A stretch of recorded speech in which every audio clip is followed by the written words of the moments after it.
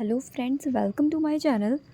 और आज के वीडियो में हम देख रहे हैं स्कूल हेल्थ रिपोर्ट, जो कम्युनिटी के सब्जेक्ट में भी बनाया जाता है और आपका मेंटल हेल्थ नर्सिंग के सब्जेक्ट में भी ये बनता है। ठीक है, तो इसमें क्या होता है ना कि आप जो स्कूल में जाते हो वहाँ की आपको एक ऑब्जर्वेशन रिपोर्ट बनानी होती है। तो अभी आप देखिए इसको कैसे बनाएंगे। तो ये लिखा हुआ है इसमें, report on school health programme, यानी कि आप स्कूल में गए और वहाँ का आपको एक रिपोर्ट तैयार करना है। तो अभी इसमें देखिए शुरू में आपको लिखना है किस तरह से बनना चाहिए ये, वो देख लीजिए। Health appraisal of school children and school personnel, यानी कि जो भी वहाँ पे काम करते हैं, बच्चे ही नहीं, इसमें जितने भी वर्कर हैं, चाहे वो टीचर्स हैं, चाहे वो पीएन हैं, या वहाँ पे जो हाउस कीपिंग वाले, वो सभी इसमें इन्वॉल्व होंगे। Health over not only student but also the teachers, other school personnel. Health appraisal consists of periodic medical examination to observe of all class teachers। तो अभी समझ गए हों, मैंने पहले ही बता दिया आपको कि सभी का मेडिकली चेकअप होना। और ये जो है इसके अंडर में आएगा। छोटा सा इंट्रो लिखना है शुरुआत में हेल्थ अप्रेजल का। फिर ये 3 बातें लिख देनी है आपको, जो एक चार्ट में लिखा गया है, defined through flow chart. Periodic medical examination, school health personal, daily monitoring inspection. Next है remedial measure and follow up.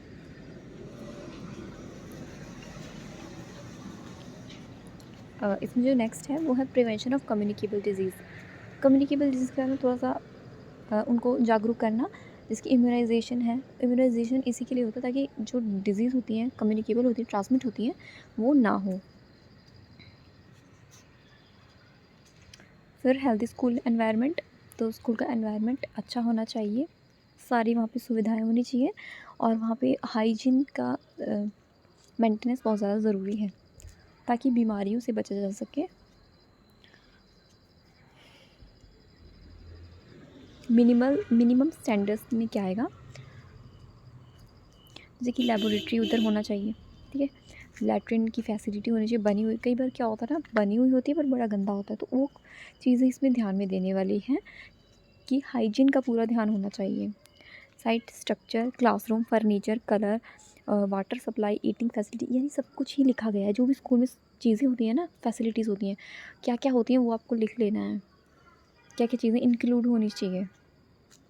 फिर न्यूट्रिशनल सर्विसेज, यानी कि बच्चों को जो खाना दे रहे हैं, जैसे गवर्नमेंट स्कूल में जाते हैं वहीं पर आपकी ज़्यादा ड्यूटी तो उसमें ही लगने वाली है। तो वहाँ पर बच्चों को 9th क्लास तक दिया जाता है, अब तो पता नहीं 8th तक दिया जाता है। 8th तक तो है ही, छोटे बच्चों से लेके पहली क्लास से लेके 8th तक तो है ही। तो उसके बारे में थोड़ा सा बताना है कि उसमें डाइट में जो डाइट है वो वेल बैलेंस होना चाहिए। First aid and emergency care, तो स्कूल है, बच्चा वहाँ पर बीमार हो जाता है, उसको चोट लग जाती है, तो फर्स्ट एड की थोड़ी सी फैसिलिटी होनी चाहिए, यानी कि छोटा मोटा वहाँ पर चीज़ें होनी चाहिए। बुखार की गोली होनी चाहिए, उल्टी की दवाई हो रख दो। वो टीचर्स जो हैं उनको नॉलेज भी होना चाहिए, किसी एक को ऐसी सर्विस मिलनी चाहिए कि भाई आप हो इसके लिए रिस्पॉन्सिबल। वहाँ पर कुछ किसी का कट जाता है, चोट लग जाती है, तो डिटॉल, कॉटन होना चाहिए, बैंडेज होना चाहिए। ये आ गया आपका फर्स्ट एड इमरजेंसी के अंडर। ऐसे आप अपने आप भी इसको लिख सकते हो। अब जैसे हमारा जो रिपोर्ट है वो बनेगा, ठीक है, यहाँ से जो मेन है स्कूल हेल्थ रिपोर्ट वो बनाएंगे। यहाँ पे इंट्रोडक्शन हम लोग लिखेंगे सबसे पहले। तो जो स्कूल हेल्थ सर्विसेज थी, ये कब हुआ था? 1919 में शुरू हुआ था, फर्स्ट हुआ था। इसमें क्या हुआ था ना, फर्स्ट मेडिकल एग्जामिनेशन हुआ था स्कूलों में। बच्चों का, टीचर्स का, सबको मेडिकल एग्जामिनेशन इसमें किया गया था। और ये कहाँ हुआ था? आपने ये पढ़ा होगा, कम्युनिटी में ये टॉपिक भी है। तो गुजरात है, वहाँ पर बड़ौदा सिटी है, वहाँ पर हुआ है 1960 में।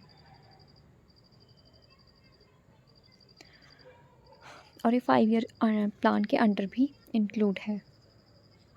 इसके ऑब्जेक्टिव्स बता देने हैं, ठीक है, ऑब्जेक्टिव्स बताने हैं। स्कूल हेल्थ जो प्रोग्राम है, सर्विसेज हैं स्कूल हेल्थ के लिए, उसका ऑब्जेक्टिव क्या रहता है वो हमको बताने हैं। यानी कि स्कूल में जो मेंबर्स हैं उनकी हेल्थ को बनाए रखना, ठीक है, हर बीमारियों से बचाना, यही हमारा जो मेन ऑब्जेक्टिव रहता है स्कूल हेल्थ सर्विसेज का।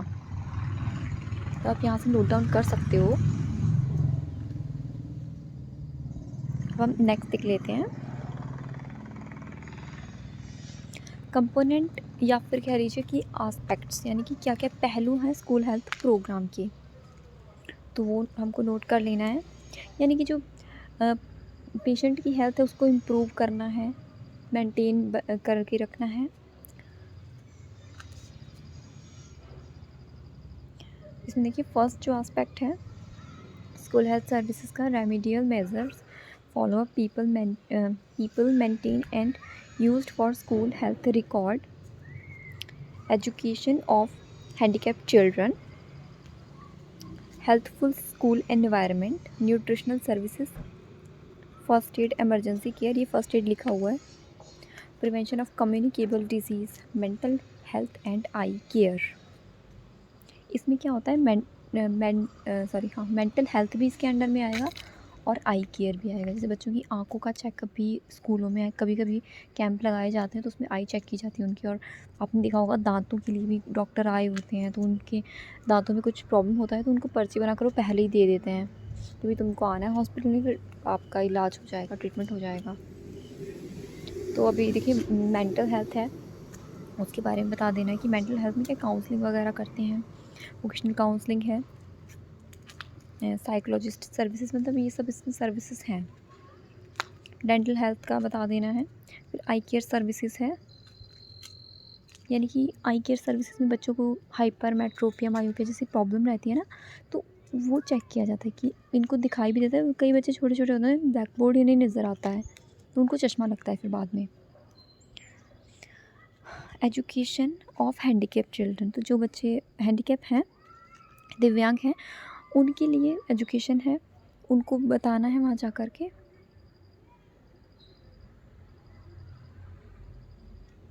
Health problems in school health children, तो क्या क्या प्रॉब्लम्स हो सकती हैं बच्चों में स्कूल में, तो माल न्यूट्रिशन हो सकता है, इन्फेक्शियस डिजीज़ हो सकता है, इंटेस्टाइनल पैरासाइट, पेट में कीड़े होते हैं बच्चों के, डेंटल कैरीज हो सकता है,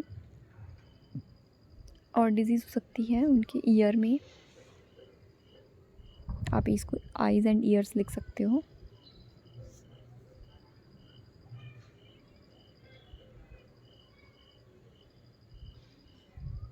नर्स का रोल लिखना है, अब इसमें नर्स का क्या रोल रहेगा स्कूल हेल्थ प्रोग्राम में।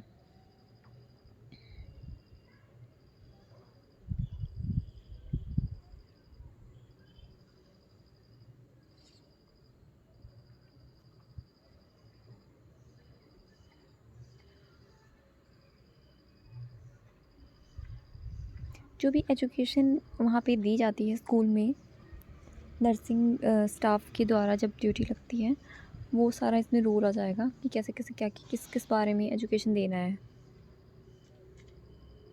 फिर स्कूल हेल्थ रिकॉर्ड में क्या क्या चीज़ें होना चाहिए, क्या नहीं होना चाहिए, आप चेक करोगे कि वहाँ पर कौन सा रजिस्टर है, रिकॉर्ड है, वो बना हुआ है या नहीं है।